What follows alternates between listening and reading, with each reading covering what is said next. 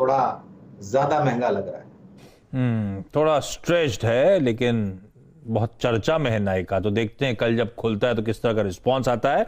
और कल वो आईपीओ 360 में डिटेल्ड कवरेज होगा बट ऑब्वियस नायका के आईपीओ पे। कल सुबह से उस पर शुरुआत कर देंगे। आज सोचा कर्टन रेजर के तौर पे इसकी बात छेड़ दी जाए ताकि आप लोग भी अवेयर रहें। कल से ये नायका का आईपीओ खुलने जा रहा है। अच्छा, काबा सर ने अपना मोमेंटम ट्रेड दे दिया इन्फोसिस। एक काम करते हैं, जब मोमेंटम ट्रेड की शुरुआत हो गई है तो बाकियों से भी ले लिया जाए। सतविंदर साहब, आपके रडार पर क्या है? देखिए, आईटी में ही मुझे लगता है यहाँ पे रिकवरी है, और अगर कोई अच्छा बीटीएसटी होगा वो तो सिर्फ आईटी से ही होगा। देखिए, विप्रो भी रडार पे है, टीसीएस भी रडार पे है, तो एक सिलेक्ट करना है तो चलो विप्रो के साथ चले जाते हैं।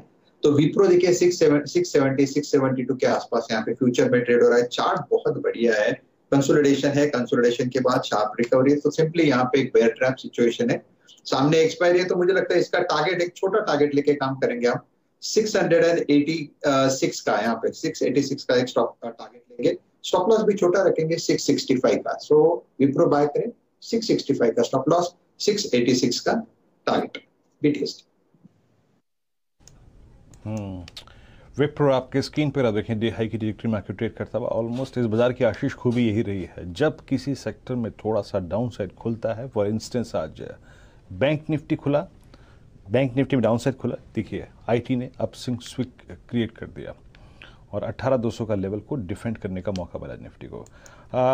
चंदन, आप कल के लिए क्या ट्रेड कैरी करेंगे? मोमेंटम कॉल आपकी कौन सी होगी? बिल्कुल वीरू, देखिए यूबीएल की हमने पहले बात की और अब बीटीएसटी के लिए हम यहाँ पे माइंडट्री पे फोकस करेंगे। देखिए, सब आईटी की बात करें और बिल्कुल आईटी में नीचे के लेवल से रिवर्सल यहाँ पे देखने को मिला। मैं यहाँ पे नोटिस कर रहा हूँ कि माइंडट्री है बार बार एक नीचे के सपोर्ट से टर्न हो जाता है और एक रेंज में फंसा हुआ है, और ऐसा लग रहा है कि कल हल्का सा पॉजिटिव ओपनिंग होते ही यहाँ पे मोमेंटम स्टार्ट हो जाएंगे। तो उसको प्रीएम्प्ट करने के लिए मैं यहाँ पे माइंडट्री पे खरीदार की सलाह दे रहा हूँ। 4570-75 के आसपास अभी प्राइस चल रहा है। 4450 का स्टॉप लॉस रहेगा। ऊपर में आपको लगभग 4780 तक के टारगेट रहेंगे। तो डिस्क्लेमर साथ में, और यहाँ पे एक बीटीएसटी ट्रेड रहेगा है माइंडट्री पर। तो तीनों एक्सपर्ट्स की जो मोमेंटम कॉल्स आई हैं, सब आईटी पे दाव लगा रहे हैं, जिस पॉकेट में आज सेशन के क्लोज पे जाते जाते अच्छे अप मूव्स आने शुरू हुए हैं। इन्फोसिस, विप्रो और माइंडट्री, इन तीनों स्टॉक्स को रखिएगा रडार पे। तीनों में खरीदारी करने का कॉल और डिस्क्लेमर्स के साथ ये खरीदारी के कॉल्स आपकी स्क्रीन पर प्ले आउट होते हुए। गौरांग सर, आप लोग जियोजीत में भी कुछ खरीदारी कर रहे होगे इन लेवल्स के आसपास। कौन सा स्टॉक आप लोग के रडार पर है? कहां एक्यूमुलेशन चल रहा है? कहां खरीदारी करने का मन बन रहा है? आप अभी एचयूएल का जिक्र कर रहे थे, आपने और वीरेंद्र ने बात छेड़ी थी एफएमसीजी क्षेत्र को लेकर के, और ये जो वॉल्यूम ग्रोथ को लेकर के दुविधा है, अभी अभी अनुमान भी लगाए जा रहे थे मैरिको के नतीजों को लेकर के। तो मैं बिल्कुल चिंतित नहीं हूँ इस वॉल्यूम ग्रोथ के आंकड़ों को देख करके। 2850 का लक्ष्य एचयूएल पर है। तो अगर करेक्शन का लाभ उठा करके अगर आपको लंबी अवधि के लिए निवेश करना है तो मेरे ख्याल से दिग्गज एफएमसीजी कंपनी एचयूएल एक बेहतर विकल्प होगा। एचयूएल जो थोड़ा सा करेक्टिव मोड में है, एक पोजिशनल बाय कॉल के तौर पे आपको आपकी स्क्रीन पे मोहर लगती हुई इस स्टॉक में नजर आएगी। तो लोअर लेवल्स में एक्यूमुलेशन का जोन है, हल्की हल्की खरीदारी करी जा सकती है इस दिग्गज एफएमसीजी कंपनी में। अच्छा गौरांग सर, एक समय पे वीरू हम लोग सौदा आपका करते थे लेडीज स्पेशल, हर हफ्ते कई बार वीक लॉन्ग होता था। तो गौरांग सर की जियोजीत की एक ब्रांच थी जो हमेशा एक लेडी स्पेसिफिक ब्रांच थी जियोजीत की। गौरांग सर अभी भी है क्या? और वो ये पैंडेमिक में मैं इसलिए कह रहा हूं क्योंकि मैं सासबो सेंसेक्स करता हूं, मतलब जितनी महिलाएं आती हैं पिछले 18 महीने में उन्होंने सबने बाजार में एंट्री करी है। जब ये पैंडेमिक में हम लोग सब घर में लॉक्ड थे, ये ट्रैक्शन पकड़ी क्या लेडीज ब्रांच? बहुत अभी भी है कि नहीं है?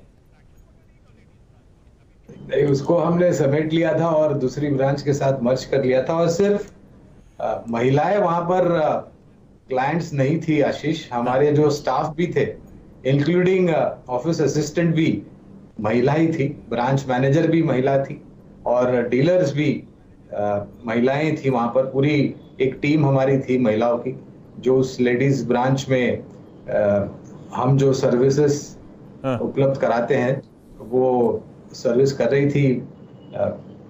महिलाओं को वहां पर क्लाइंट के रूप में, लेकिन हाँ। कुछ समय पहले कुछ कारणों को लेकर के हमें वो महिला ब्रांच को समेटना पड़ा और वहीं पर ही हमारी एक दूसरी ब्रांच थी उसके साथ मर्ज करना। तो आप अलाउड थे उस महिला ब्रांच में जाना या आपको भी अलाउड नहीं था? नहीं, हमारा कुछ स्पेशल स्टेटस था तो हमें अनुमति थी वहां पर जाने की। ठीक बात, चलिए तो कुछ क्विकली देख लेते हैं स्टॉक स्पेसिफिक मूव्स कैसे आ रहे हैं। एक बार जरा विदेशी बाजार देख लूं मैं।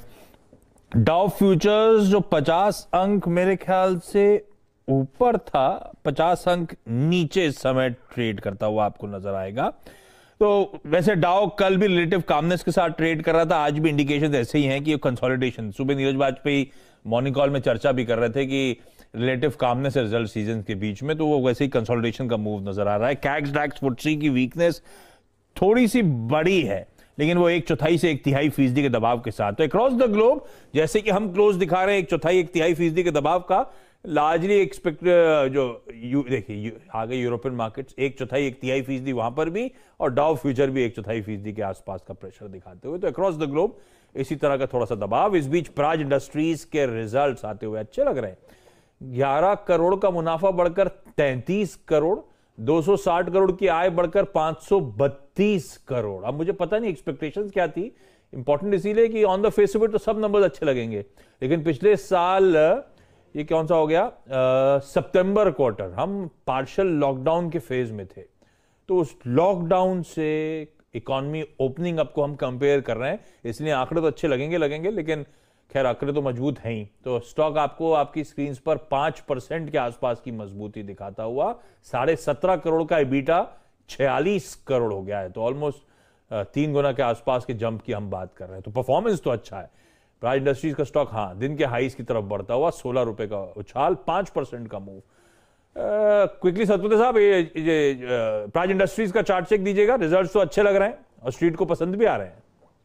आशीष 5% का सर्किट है क्या इसको? मुझे भी लग रहा है वहीं रुक गया मामला। मैं चेक करता हूँ आजकल सर्किट का पता नहीं चलता, पहले तो 20 वाला होता था ये। एग्जैक्टली हाँ सर 5% का सर्किट है। हाँ तो 360 का यहाँ पे टारगेट है। देखिए यहाँ पे तो बाइंग अपॉर्चुनिटी नहीं बनेगी, लेकिन जिनके पास पोजीशन है इनके लिए तो हम यही कहेंगे ये 360 से 365 तक का मूव मुझे लगता है करंट मूव जो मिल रहा है वो कंटिन्यू होगा 360 365 तक। तो आप बने रहे विद स्टॉप लॉस ऑफ 330। हाँ ट्रेड टू ट्रेड में है सर ये स्टॉक, ठीक है ध्यान रखिएगा इस बात का। तो ये सर्किट पे लॉक हो गया है और ये ट्रेड टू ट्रेड का काउंटर हो चुका है प्राज इंडस्ट्रीज। ठीक है, बाकी निफ्टी बैंक अब और वीक हो रहा है 350 पॉइंट के आसपास। तो निफ्टी आईटी इंडेक्स फिर भी संभालने की कोशिश कर रहा है, लेकिन निफ्टी बैंक में वीकनेस परसिस्ट कर रही है, जाते जाते भी 360 अंक नीचे 40,875 के आसपास के जोन से फ्रेश लोज की तरफ बढ़ रहे हैं। शर्मा सर ये राहुल शर्मा है कि नहीं है? नहीं, चंदन से पूछना चाहिए। चंदन, ये निफ्टी बैंक की वीकनेस तो जाते जाते और बढ़ रही है, कैसे अप्रोच कर रहे हो आप लोग निफ्टी बैंक को? और निफ्टी बैंक में कोई ट्रेड कैरी फॉरवर्ड करना है एक्सपायरी के लिए? नहीं, अस्सी से कैरी फॉरवर्ड तो नहीं करने की सलाह रहेगी अब, क्योंकि 40,750 40,800 एक मेजर लेवल है और हम उस लेवल के काफी आसपास आ चुके हैं, और यदि वो लेवल तोड़ देता है तो हायर राइज हायर लॉस थोड़ा निगेट हो जाएगा। तो हमें यहाँ पे कंपैरेटिवली अब निफ्टी के साथ रहेंगे। हमारा ऐसा मानना है कि सिलेक्टिव आईटी काउंटर परफॉर्म करेंगे, उसकी वजह से निफ्टी नीचे के लेवल पे सपोर्ट कर जाएगा। तो किसी को यदि ट्रेड लेना है तो जरूर निफ्टी के तरफ ले सकते हैं। निफ्टी की 18,200 या 18,150 की कॉल पे फोकस कर सकते हैं। ओके, तो निफ्टी बैंक से थोड़ा सा कॉशियस अंडरटोन कंटिन्यू होती हुई, निफ्टी भी स्ट्रेंथ नहीं दिखा रहा है। तो वो जो थोड़ा बहुत रिकवरी की मैं बात कर रहा था 240 250 के जोन से जा रहा है, वो भी कूल ऑफ होता हुआ इस समय आपको नजर आएगा। जो पॉकेट्स ऑफ स्ट्रेंथ है थोड़ी सी वो कैप्चर करता हूं। अब एसबीआई लाइफ के स्टॉक को स्क्रीन पर दिखाइएगा, 1.5% का अब अपटेक आता हुआ। SBI life quickly intraday chart दिखाइएगा। एसबीआई लाइफ में बढ़िया मूव आ रही, अदर देन आईटी में तो अच्छा मूव आ ही गया, वो तो हमने कैप्चर करा और सारे एक्सपर्ट्स की पिक्स आई गई हैं, तो वो कैप्चर हो गया मूड। एसबीआई लाइफ जाते जाते अच्छा मूव दिखा रहा है। कोटक कुछ हद तक दिन के लोज से रिकवरी दिखाने की कोशिश करता हुआ। अल्ट्राटेक सीमेंट जाते जाते अच्छे मूव्स दिखा रहा है। तो सीमेंट एज अ स्पेस, वैसे गौरांग सर सीमेंट स्पेस अब रडार पे आनी चाहिए क्या? मॉनसून खत्म, किसी भी सारे स्टॉक्स रिसेंटली थोड़ा सा चार्ट बढ़ा करके दिखाएंगे क्या कुछ सीमेंट मेजर्स का, अल्ट्राटेक एसीसी वगैरह का दिखाइएगा। तो थोड़ा सा करेक्टिव मोड आ चुका है, ये सारे स्टॉक्स अभी मार्केट करेक्शन के साथ ठंडे पड़े थे, तो ऑफ हाइस ट्रेड कर रहे हैं।